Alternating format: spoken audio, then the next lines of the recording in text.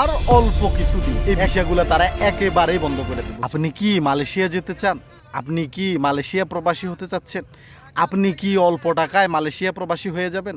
তাহলে আজই যোগাযোগ করুন আমাদের সাথে। এই কথাগুলার পাদে পড়ে আমাদের সাদাসিধে সরল সোজা যেই প্রবাসীগুলো আছে, এরা হাজার হাজার টাকা খোয়াচ্ছেন, এরা ভিটে মাটি ছাড়া হচ্ছেন, এরা ব্যাংক থেকে টাকা তুলতেছেন, কিন্তু মালয়েশিয়া প্রবাসী হইতে পারতেছেন না। কারণ ওই যে দুষ্ট যেই চক্রটা এই কথাগুলো বলছে, এই দুষ্ট চক্র কী করতেছে, যেই তাদেরকে বলতেছে যে ভাই মালয়েশিয়ার ভিসা তো এখন বন্ধ, তাহলে আপনি কীভাবে ঢুকবেন? ভাই আমি কীভাবে ঢুকবো আপনি বলেন।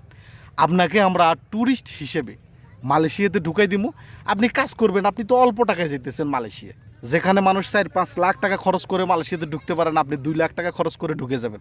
ওই যে আপনি 2 লাখ টাকা খরচ করে ঢুকতে চাচ্ছেন, আপনি তো ট্যুরিস্ট না ভাই, আপনি ট্যুরিস্ট হিসেবে ঢুকতে চাচ্ছেন।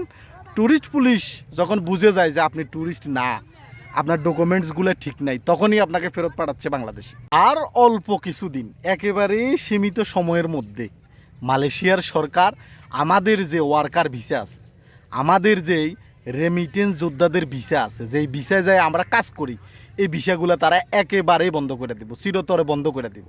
আবার লবিং করা ছাড়া, আবার আমরা বছরের পর বছর অপেক্ষা করা ছাড়া এই ভিসাগুলো আমরা পাবো না।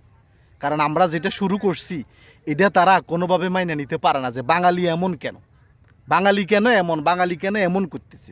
আমাদের অল্প কিছু মানুষের লোভের কারণে অনেকগুলা মানুষ আমরা কষ্ট করতে হবে, অনেকগুলা মানুষ আমরা যারা আগে কাজ করে আসছি তারাও যেতে পারবো না।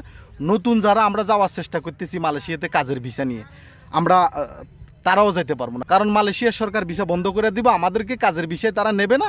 তারা বলবো যে বাঙালি ফ্রড, বাঙালি সিটিং, তাদেরকে আমরা আর ভিসা দেবো না।